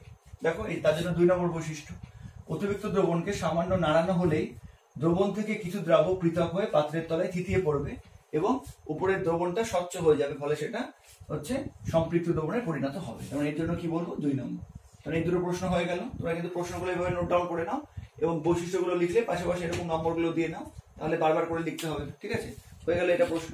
আচ্ছা, এবার আমরা সম্পৃক্ত আর হচ্ছে অতিরিক্ত দ্রবণের মধ্যে একটা বৈশিষ্ট্য বুঝতে পারছি যে এই দুটো দ্রবণকে কিন্তু একটা থেকে অন্যতে রূপান্তর করা যায়। তো এবার যদি তোমাকে প্রশ্ন করা হয় যে সম্পৃক্ত দ্রবণ আর হচ্ছে অতিরিক্ত দ্রবণের মধ্যে পার্থক্য, তাহলে কি কি বলবে? ঠিক আছে, কি কি বললাম? সম্পৃক্ত দ্রবণ এবং সম্পৃক্ত দ্রবণ আর অতিরিক্ত দ্রবণ, এদের মধ্যে পার্থক্য। ঠিক আছে, বৈশিষ্ট্য থেকে আমি এভাবে দেখিয়ে দিচ্ছি, তোমরা ভালো করে লিখে নিও। তো 1 নম্বর পার্থক্য কি বলবো? প্রথম পার্থক্য যেটা বলবো সেটা হচ্ছে যে কাকে বলে বা মূল জিনিসটা। তো সম্পৃক্ত দ্রবণ কাকে বলে, কি বলবো এটা? যে কোনো নির্দিষ্ট উষ্ণতায় কোনো দ্রাবকের মধ্যে সর্বোচ্চ যে পরিমাণ দ্রাবক দ্রবীভূত থাকতে পারে সেটা সম্পূর্ণ হলে যে দ্রবণ তৈরি হয় সেটাই হচ্ছে সম্পৃক্ত দ্রবণ। পার্থক্যের সময় নিজের ভাষাতে বললেই হবে, একদম ডিটো সংজ্ঞা লেখার দরকার নেই। আর অতিরিক্ত দ্রবণের মূল বিষয়টা কি, সেটা হচ্ছে এই 1 নম্বরের মধ্যে বলবো। তো অতিরিক্ত দ্রবণের মূল বিষয়টা কি? কোনো নির্দিষ্ট উষ্ণতায় কোনো দ্রবণের সম্পৃক্ত অবস্থায় তার মধ্যে যে পরিমাণ দ্রাবক দ্রবীভূত থাকতে পারে, যদি কোনো বিশেষ অবস্থায় তার থেকে বেশি পরিমাণ দ্রাবক দ্রবীভূত থাকে, তাহলে তাকে কি বলবো আমরা? অতিরিক্ত দ্রবণ। ঠিক আছে, তার মানে 1 নম্বরের মধ্যে কি হয়ে যাবে? সংজ্ঞা বা মূল বিষয়টা হয়ে গেল 1 নম্বর। আচ্ছা, এবার 2 নম্বর, অতিরিক্ত দ্রবণ কি হয়? অতিরিক্ত বলছি থেকে সম্পৃক্ত ছিল। সম্পৃক্ত দ্রবণ কি হয়? খুব স্থায়ী প্রকৃতির হয়। সম্পৃক্ত দ্রবণ খুব স্থায়ী প্রকৃতির হয়। আর শুধু স্থায়ী লিখলে স্থায়ী প্রকৃতির হয়। আর এখানে আমরা এটাকে 2 নম্বর করে দিলে যে অতিরিক্ত দ্রবণ খুব অস্থায়ী প্রকৃতির হয়, এটা হচ্ছে 2 নম্বর বৈশিষ্ট্য হয়ে গেল, মানে 2 নম্বর পার্থক্য হয়ে গেল। এবার 3 নম্বর। 3 নম্বরে হচ্ছে সম্পৃক্ত দ্রবণের ঘরে কি লিখবে? যে সম্পৃক্ত দ্রবণে যদি আরো দ্রাবক যোগ করা হয় তাহলে কি হবে, সেই ব্যাপারটা হচ্ছে 3 নম্বর পার্থক্যের মধ্যে লিখতে পারবে। 3 নম্বরে কি লিখতে পারবে? যে সম্পৃক্ত দ্রবণে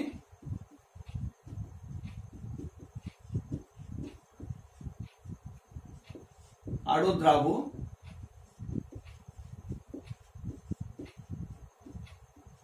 যোগ করা হলে তা পাত্রের তলায় তা দ্রবীভূত হয় না,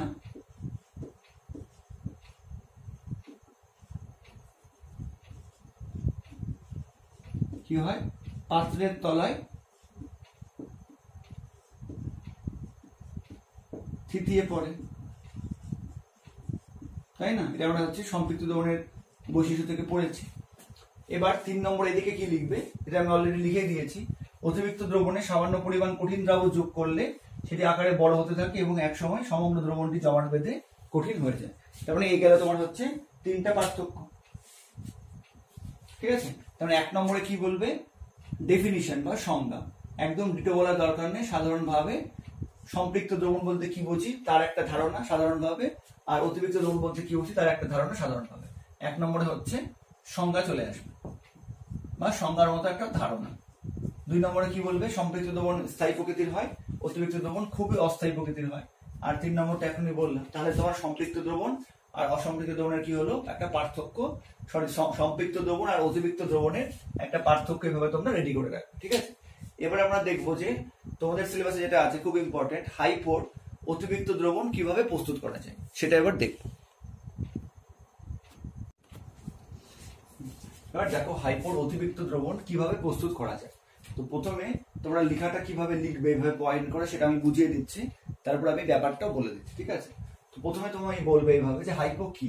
হাইপো কিন্তু কোলের দ্রবণের সময় পড়েছিলাম যে হাইপো হলো সোডিয়াম থায়োসালফেট পেন্টাহাইড্রেট। পেন্টা মানে 5 আর হাইড্রেট মানে হচ্ছে জল। 5 অণু জল যুক্ত সোডিয়াম থায়োসালফেট, যার সংকেত হচ্ছে Na2H2O3 ডট, বা এটাকে সেন্টার ডট বলা হয় 5H2O। অসুবিধা হলে তুমি কিন্তু কমাও দিতে পারো, কিন্তু এখন কমার পরিবর্তে ডট দেওয়া হয়, যেটাকে বলা হয় সেন্টার ডট। মানে Na2S2O3 সেন্টার ডট 5H2 এইভাবে প্রোনাউন্সিয়েশন করা হয়। ঠিক আছে, এবার কিভাবে প্রসেস করলে একটা টেস্ট টিউবে কিছুটা হাইপোর কেলাস নেওয়া হলো। ঠিক আছে, মানে হাইপোর দানা নেওয়া হলো, দানাটাকে কঠিন দানাকে আমরা কেলাস বলি। এবার টেস্ট টিউবের মুখ তুলো দিয়ে বন্ধ করা হলো যাতে ভিতরে ধুলোবালি বা ধূলিকণা প্রবেশ না করে। ঠিক আছে, এবার কি করলাম, টেস্ট টিউবটাকে ধীরে ধীরে উত্তপ্ত করা হলো। 4 নম্বর, কিছুক্ষণের মধ্যেই হাইপোর কেলাস গলে তরলে পরিণত হবে। এক্ষেত্রে দ্রাবক আর দ্রাবক কোনটা হবে, হাইপোর যে কেলাস জল মানে হাইপোর প্রতি অণুতে কেলাস জলের পরিমাণ কত, 5 অণু জল আছে, মানে হাইপোর এক অণুর মধ্যে 5 অণু কেলাস জল আছে। তো যখন উত্তপ্ত করব তখন কি হবে, এই কেলাস জলগুলো হচ্ছে টেস্ট টিউবের মধ্যে চলে আসবে, এরাই হচ্ছে দ্রাবক রূপে কাজ করবে। আর হাইপোর যে শুষ্ক কণাগুলো, শুকনো কণাগুলো, সেগুলো এখন হচ্ছে দ্রাবক রূপে কাজ করবে। আচ্ছা, এবার 5 নম্বর, এবার টেস্ট টিউবের মধ্যে হাইপোর একটি স্বচ্ছ দ্রবণ পাওয়া যাবে। কার কারণ হচ্ছে কেলাস জলের মধ্যে হচ্ছে সেই দ্রবণটা, মানে হাইপোর কণাগুলো দ্রবীভূত হয়ে যাবে। এটি কিন্তু হলে ঘরের উষ্ণতায় হাইপোর অতিরিক্ত দ্রবণ। এবার এটাকে আমরা অতিরিক্ত দ্রবণ কেন বলছি, তার উত্তর কি বলবো, যে হচ্ছে এক্ষেত্রে কিন্তু যেহেতু দ্রবণটাকে আমরা উত্তপ্ত করেছি, তো হচ্ছে যদি উত্তপ্ত না করা হতো, সাধারণ জল দিয়ে দ্রবীভূত করা হতো, তখন কিন্তু দেখা যেত যে হচ্ছে কম পরিমাণ হাইপোর কণাগুলো দ্রবীভূত থাকতো। কিন্তু এখন যেহেতু উত্তপ্ত করা হয়েছে, তার ফলে এখন কিন্তু বেশি পরিমাণ হাইপোর দানা বা দ্রাব দ্রবীভূত আছে, সেই জন্য আমরা এটাকে অতিরিক্ত দ্রবণ বলতে পারছি। ঠিক আছে, এবার 6 নম্বর, এই অতিরিক্ত দ্রবণে বাইরে থেকে একটি ছোট দানা ফেলে দিলে কি দেখা যাবে, যে প্রায় সমস্ত দ্রবণ থেকে কেলাসন, পুরো দ্রবণটাই কেলাসন প্রক্রিয়া শুরু হয়ে যাবে এবং পুরো দ্রবণটা আবার হচ্ছে জমে কঠিন হয়ে যাবে। সেই জন্য আমরা বলছি যে অতিরিক্ত দ্রবণ অত্যন্ত স্থায়ী। তো কেলাসন প্রক্রিয়া আমরা পরের ভিডিওতে পড়বো, এখন শুধু নোট করে নাও। ঠিক আছে, তো যদি তোমাকে প্রশ্ন করা হয় যে কেলাসন প্রক্রিয়া হচ্ছে অস্থায়ী, এর একটা হচ্ছে প্রমাণ দাও বা ব্যাখ্যা করো, তখন তোমরা এই 6 নম্বর পয়েন্টটা, মানে প্রথমগুলো একটু বলে নিয়ে 6 নম্বর পয়েন্টটা বলতে পারো। ঠিক আছে, তো তোমরা এটা কিন্তু পরীক্ষার জন্য ইম্পর্টেন্ট, যে হাইপোর অতিরিক্ত দ্রবণ কিভাবে প্রস্তুত করবে, তোমরা এইভাবে পয়েন্ট করে বলতে পারো, তার ফলে তোমাদের মনে রাখতেও সুবিধা হবে আর হচ্ছে গুছিয়ে লিখতেও সুবিধা হবে, একবারে টানা না লিখে। ঠিক আছে, এবার আমি প্রসেসটা তোমাদের বুঝিয়ে দিচ্ছি যে কিভাবে উত্তপ্ত করা হয় বা কিভাবে কি করা হয়। ঠিক আছে, দেখো এবার ভালো করে। তো হাইপোর এই কেলাসটা তৈরি করা কিন্তু অত সহজ নয়, যত সহজে আমি লিখে দিচ্ছি বা বলে দিচ্ছি। অতিরিক্ত দ্রবণ প্রস্তুত করা কিন্তু অনেকটা কষ্টসাধ্য ব্যাপার। তো আমি প্রসেসটা তোমাদের বোঝানোর চেষ্টা করছি। দেখো, প্রথমে একটা টেস্ট টিউব নেওয়া হলো, সেকেন্ড এটাকে হচ্ছে মুছে দিই, জায়গাটা বড় পাবো। প্রথমে কি করা হলো, একটা টেস্ট টিউব নিয়ে নেওয়া হলো। টেস্ট টিউব কেন নিচ্ছি, যার কারণে হচ্ছে আমি স্বচ্ছভাবে দেখতে পারি। ঠিক আছে, টেস্ট টিউব আরো পাতলা হয়। এই ধরো একটা টেস্ট টিউব নিয়ে নেওয়া হলো।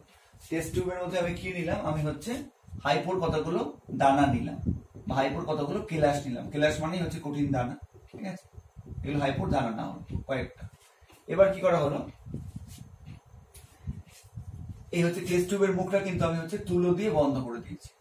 তুলো দিয়ে বন্ধ করে দিয়েছি যাতে বাইরে থেকে কোনো ধুলোবালি না প্রবেশ করতে পারে। ঠিক আছে, এবার এটাকে যে উত্তপ্ত করা হলো, তো উত্তপ্ত করার কিন্তু একটা প্রসেস আছে। আচ্ছা, এগুলো হচ্ছে আমার হাইপো। ঠিক আছে, এগুলো হচ্ছে আমার হাইপো, সোডিয়াম থায়োসালফেট পেন্টাহাইড্রেট। এবার উত্তপ্ত করার প্রসেসটা কি, এবার হচ্ছে একটা বিকারের মধ্যে বা একটা বড় পাত্রের মধ্যে কি করা হবে, এবার বিকারের মধ্যে কি করা হলো, কিছুটা জল নেওয়া হলো। ঠিক আছে, এবং হচ্ছে স্ট্যান্ডের সাহায্যে এই টেস্ট টিউবটাকে ধরে রাখা হলো। টেস্ট টিউব স্ট্যান্ড পাওয়া যায় বা টেস্ট টিউব হোল্ডার পাওয়া যায়, তোমরা ক্লাস 8-এ পড়েছিলে, যন্ত্রপাতির বিবরণ ছিল তোমাদের। তো টেস্ট টিউব হোল্ডারের সাহায্যে টেস্ট টিউবটাকে তুমি ধরে রাখলে। এবার নিচে কি করতে হবে, এর মধ্যে কি আছে, এর মধ্যে কিন্তু জল আছে, এর মধ্যে কিন্তু জল আছে। ঠিক আছে, এবার এর মধ্যে জল আছে। এবার নিচে কি আছে, একটা বুনসেন বার্নারের সাহায্যে উত্তপ্ত করা হচ্ছে। ঠিক আছে, নিচে বুনসেন বার্নারের সাহায্যে উত্তপ্ত করা হচ্ছে, মানে আমি হিট করছি বুনসেন বার্নারের সাহায্যে। বোঝা গেছে প্রসেসটা? এই যে প্রসেসের সাহায্যে আমি হচ্ছে কি করছি, মানে প্রথমে জলটা গরম হচ্ছে, তারপর পরোক্ষভাবে হাইপোর হচ্ছে মানে টেস্ট টিউবটা গরম হচ্ছে, মানে পরোক্ষভাবে গরম হচ্ছে। এই যে প্রসেসটা মানে এইভাবে জলের সাহায্যে উত্তপ্ত করার যে প্রসেস সেটাকে বলা হয় ওয়াটার বাথ। ওয়াটার বাথ, ঠিক আছে। আবার বলছি কি করা হলো, একটা টেস্ট টিউবের মধ্যে হাইপোর কতগুলো দানা নেওয়া হলো, যেটাকে আমি বলছি হাইপোর কেলাস। এবার টেস্ট টিউবের মুখটা খোলা ছিল, ওটার মধ্যে তুলো দিয়ে বন্ধ করে দিলাম যাতে ধুলোবালি কোনো কিছু না পড়তে পারে, কারণ ধুলোবালি পড়লে কি এফেক্ট হবে আমি বলছি।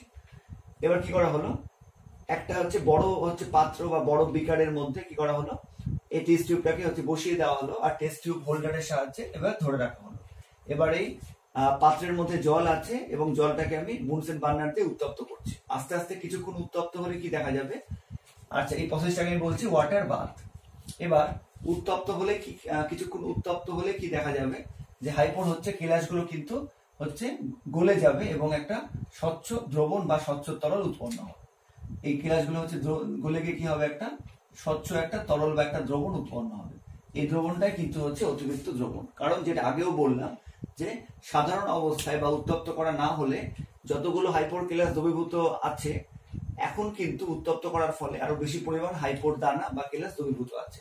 তার মানে সম্পৃক্ত অবস্থার চেয়ে বেশি পরিমাণ হাইপোর কেলাস দ্রবীভূত আছে, সেই জন্য এটা কিন্তু অতিরিক্ত দ্রবণ বলছে। আচ্ছা এবার এখানে ব্যাপারটা কি হচ্ছে, হাইপোর যদি সংকেতটা দেখো Na2H2O3 5H2, তো হাইপোর হচ্ছে প্রতি অণুতে কি আছে 5 অণু কেলাস জল আছে। আর উত্তপ্ত করার ফলে কি হবে, এই হচ্ছে জলের অণুগুলো বেরিয়ে আসবে এবং হাইপোর দানাগুলো কিন্তু এই ওই কেলাস জলের মধ্যে দ্রবীভূত হয়ে যাবে, যেটা আমি আগেও বললাম।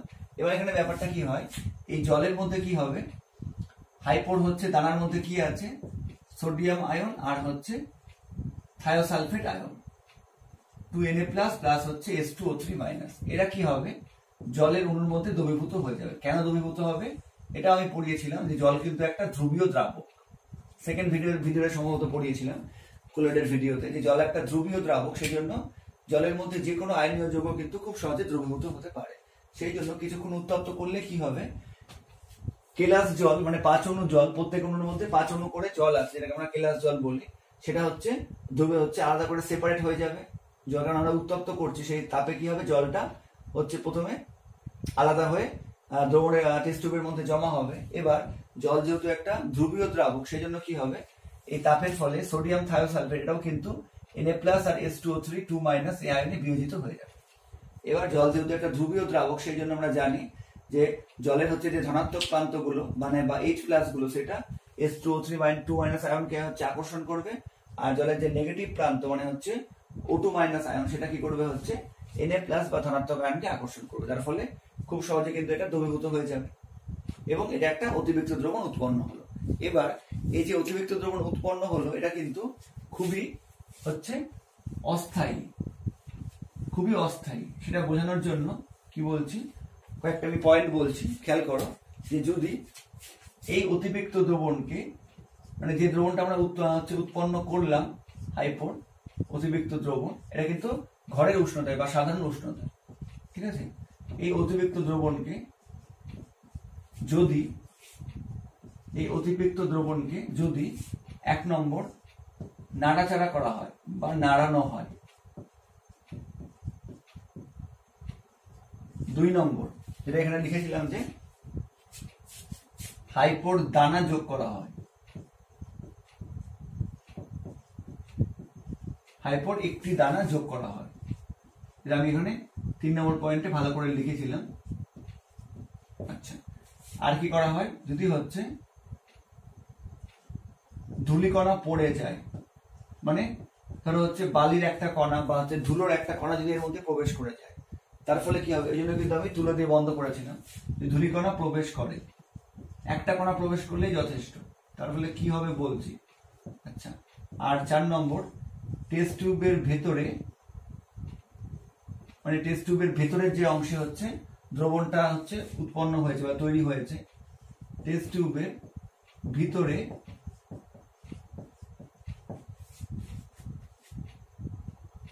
যদি তো একবার দিয়ে দিয়েছি, কাঁচদণ্ড দিয়ে নাড়ানো হলে বা হচ্ছে কাঁচদণ্ড দিয়ে নাড়ানো না, ঘষা হলে, নাড়ানোটা প্রথমে লিখে দিয়েছি, তার ফলে কি দেখতে পারবো, এই যে অতিরিক্ত দ্রবণ এটা কিন্তু এরকম হচ্ছে, আর হচ্ছে তরল থাকবে না, এটা কি হবে, এটা কিন্তু জমে কঠিন হয়ে যাবে, এটা কিন্তু জমে কঠিন হয়ে যাবে। এটাকে আমি কি বলছি, কেলাস। এই যে জমে কঠিন হয়ে গেল সেটাকে আমি বলছি হচ্ছে কেলাস, ঠিক আছে, এটাকে আমি বলছি হচ্ছে কেলাস। আর যে পদ্ধতির মাধ্যমে এটা হচ্ছে সেটাকে বলছি হচ্ছে কেলাসন পদ্ধতি, যেটা এর পরের ভিডিওতে আমি আলোচনা করব। কেলাসন পদ্ধতি, বুঝা গেল? কারণ এই চারটা পয়েন্ট আবার বলছি। এই যে আমরা অতিরিক্ত দ্রবণ প্রস্তুত করলাম, এটাকে যদি কাঁচদণ্ড দিয়ে হচ্ছে খুব সামান্য পরিমাণ নাড়ালে, বা তুমি টেস্ট টিউবটাকে জাস্ট টেস্ট টিউব হোল্ডার দিয়ে বা হাতে করে ধরে একটু নাড়াচাড়া করলে, বা যদি হাইপোর দানা যোগ করা হয়, একটা ছোট্ট দানা যোগ করা হয় তাহলে, বা যদি একটা ছোট্ট ধূলিকণা বা বালির কণা এর মধ্যে প্রবেশ করে তাহলে, বা টেস্ট টিউবের ভিতরে যদি কাঁচদণ্ড দিয়ে ঘষা হয়, তাহলে এই চারটার মধ্যে যে কোনো তুমি যদি একটা করো তাহলে দেখবে এই যে অতিরিক্ত দ্রবণ তৈরি হয়েছিল, একটা জলীয় অংশ তৈরি হয়েছিল, সেটা কিন্তু সঙ্গে সঙ্গে জমে কঠিন হয়ে যাবে।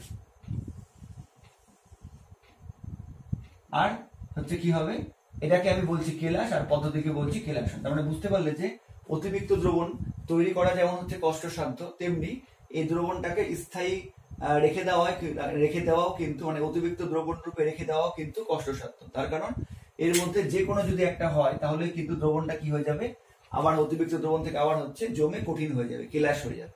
তার মানে অতিরিক্ত দ্রবণ কিন্তু খুবই অস্থায়ী, এই জন্য অতিরিক্ত দ্রবণকে খুবই অস্থায়ী বলা হয়। আর এখানে তুলো দেওয়া কেন দেওয়া হয়েছে বুঝতে পেরেছো? কারণ যদি তুলো না দিয়ে এখানটায় বাইরে যদি না আটকে দিই তাহলে কি হবে, যদি একটা সামান্য ধূলিকণা বা একটা বালির কণার মধ্যে প্রবেশ করে তাহলে কিন্তু সঙ্গে সঙ্গে জমে আবার কঠিন হয়ে যাবে, তার ফলে অতিরিক্ত দ্রবণ প্রস্তুতে বাধা সৃষ্টি করবে। সেই জন্যই কিন্তু হচ্ছে আমরা তুলো দিয়ে ঢেকে দিয়েছি, বা অন্য কোনো ভাবে এটাকে আটকে দিলেও হবে, ধূলিকণা না প্রবেশ করতে পারে। বুঝে গেছে ব্যাপারটা? এটাও কিন্তু তোমরা ভালো করে নোট করে নাও। যদি নাড়ানো হয় তাহলেও জমে যাবে, হাইপোর একটা দানা যোগ করলেও হচ্ছে জমে কঠিন হয়ে যাবে। যদি একটা সামান্য ধূলিকণা প্রবেশ করে বা একটা বালির কণা প্রবেশ করে তাহলেও কিন্তু জমে কঠিন হয়ে যাবে বা কেলাস হয়ে যাবে। এবং তুমি টেস্ট টিউবের ভিতরে যদি কাঁচদণ্ড দিয়ে যদি ঘষো যেখানে দ্রবণ আছে, তাহলেও কিন্তু দেখা যাবে যে এটা হচ্ছে জমে কঠিন হয়ে যাবে। এই জন্যই অতিরিক্ত দ্রবণ প্রস্তুত করা যেমন কষ্টকর, তেমন কিন্তু অতিরিক্ত দ্রবণকে বেশিক্ষণ স্থায়ী রূপে বা অতিরিক্ত দ্রবণ রূপে হচ্ছে বর্তমান রাখাও কিন্তু কষ্টকর, কারণ এটা খুব সহজে কিন্তু হচ্ছে অতিরিক্ত দ্রবণ থেকে জমে কঠিন হয়ে কেলাস হয়ে যায়। তো আশা করি বুঝতে পেরেছো ব্যাপারটা। এটা কিন্তু পরীক্ষার জন্য খুব ইম্পর্টেন্ট। আর হচ্ছে পরীক্ষাতে দিলে এইভাবে 1 2 3 4 5 6 পয়েন্ট করে লিখলে তোমাদের মনে রাখতেও সুবিধা আর হচ্ছে লিখতেও সুবিধা। ঠিক আছে? আচ্ছা, এবার আমরা আজকের ভিডিওতে আমরা সম্পৃক্ত, অসম্পৃক্ত এবং অতিরিক্ত দ্রবণ সম্বন্ধে সমস্ত তথ্যই প্রায় পড়েছি বিস্তারিতভাবে। এবার যদি এরকম একটা প্রশ্ন দেয় যে অসম্পৃক্ত, সম্পৃক্ত এবং অতিরিক্ত দ্রবণের পারস্পরিক সম্পর্ক, কিছুই না, বা হয়তো তোমাকে দিল যে তোমাকে একটা দ্রবণ দেওয়া হলো, এটা সম্পৃক্ত, অসম্পৃক্ত না অতিরিক্ত, তা কি করে শনাক্ত করবে বা কি করে বুঝতে পারবে? তাহলে কি বলবো, যে কোনো নির্দিষ্ট উষ্ণতায় যে দ্রবণে অতিরিক্ত দ্রাব্য দ্রবীভূত হতে পারে এবং দ্রাব্য যোগ করলে যার ঘনত্ব বাড়ে তা অসম্পৃক্ত দ্রবণ, যেটা আমরা জেনেছি। এবার যে দ্রবণে অতিরিক্ত দ্রাব্য দ্রবীভূত করা যায় না এবং যে দ্রাব্য যোগ করলেও যার ঘনত্ব বাড়ে না, সেটা হচ্ছে অসম্পৃক্ত দ্রবণ। তার কারণে আমরা জানি যে সম্পৃক্ত দ্রবণের কিন্তু ঘনত্ব হচ্ছে একই থাকে, ঘনত্ব কিন্তু বাড়েও না কমেও, ধ্রুবক থাকে। আর 3 নম্বর, যে দ্রবণে বিশেষ অবস্থার সৃষ্টি করে অতিরিক্ত দ্রাব্য দ্রবীভূত করা যায় তা অতিরিক্ত দ্রবণ। তো এই একটা প্রশ্ন এরকম দিতে পারে যে অসম্পৃক্ত, সম্পৃক্ত এবং অতিরিক্ত দ্রবণের সম্পর্ক লেখো। বা আরেকটা একই রকম প্রশ্ন দিতে পারে যে তোমাকে একটি দ্রবণ দেওয়া হলো, সেটি অসম্পৃক্ত, সম্পৃক্ত না অতিরিক্ত, তা কিভাবে শনাক্ত করবে? তখন তুমি কি বলবে, যে আমাকে যে দ্রবণটি দেওয়া হলো তার মধ্যে আমি আরো অতিরিক্ত পরিমাণ দ্রাব্য দ্রবীভূত করলাম। ঠিক আছে, আমি আরো অতিরিক্ত পরিমাণ দ্রাব্য দ্রবীভূত করা হলো। এবার 1 নম্বর, যদি দেখা যায় যে দ্রাব্য যোগ করার ফলে দ্রবণের ঘনত্ব বৃদ্ধি পাচ্ছে, তাহলে বলবো যে হচ্ছে দ্রবণটা অসম্পৃক্ত দ্রবণ। তার কারণ আমরা জানি অসম্পৃক্ত দ্রবণ আরো দ্রাব্য গ্রহণ করতে পারে নির্দিষ্ট উষ্ণতা। 2 নম্বর, নির্দিষ্ট উষ্ণতা কিন্তু রেখে দিয়েছি, আগে বলতে হবে এটা। 2 নম্বর, যদি দ্রাব্য যোগ করার ফলে দেখা যায় যে দ্রাব্য যদি দ্রবীভূত না হয় এবং দ্রাব্য যোগ করলেও যদি ঘনত্ব হচ্ছে অপরিবর্তিত থাকে, তাহলে বুঝবো দ্রবণটা সম্পৃক্ত দ্রবণ। ঠিক আছে? আর 3 নম্বর হচ্ছে, যদি হচ্ছে দেখি যে হচ্ছে আর ঘনত্ব বাড়ছে না, মানে সম্পৃক্ত দ্রবণ যদি বুঝতে পারি, তার ফলে যদি আমরা বিশেষ অবস্থার সৃষ্টি করে বা উত্তপ্ত করে যদি আরো অতিরিক্ত দ্রব্য ওই সম্পৃক্ত দ্রবণের মধ্যে দ্রবীভূত করতে পারি, তখন তো ওটা বলবো হচ্ছে অতিরিক্ত দ্রবণ। ঠিক আছে, তো এইভাবে সম্পৃক্ত অসম্পৃক্ত এবং অতিরিক্ত দ্রবণকে আমরা আইডেন্টিফাই করতে পারবো। ঠিক আছে, তো আজকের ভিডিওতে সম্পৃক্ত অসম্পৃক্ত আর অতিরিক্ত দ্রবণের সমস্ত তথ্য বিস্তারিত আলোচনা করলাম। তোমরা প্রত্যেকটা তথ্য ভালো করে পড়ো এবং অবশ্যই খাতায় নোট করে নাও। কোনো অসুবিধা হলে আমি ডাউট ক্লিয়ারিং ক্লাসে অবশ্যই তোমাদের সঙ্গে আলোচনা করব। আর আজকের ভিডিও এখানে শেষ করছি। এরপরে ভিডিওতে আমি কেলাস, কেলাসন, বীজ কেলাস, অধিবৃদ্ধি এই সমস্ত বিষয়গুলো নিয়ে বিস্তারিতভাবে আলোচনা করব। ঠিক আছে, আজকের ভিডিও এখানে শেষ করছি। আর তোমরা কিন্তু সময় করে ভিডিওগুলো খুব তাড়াতাড়ি করে দেখে নাও। ঠিক আছে।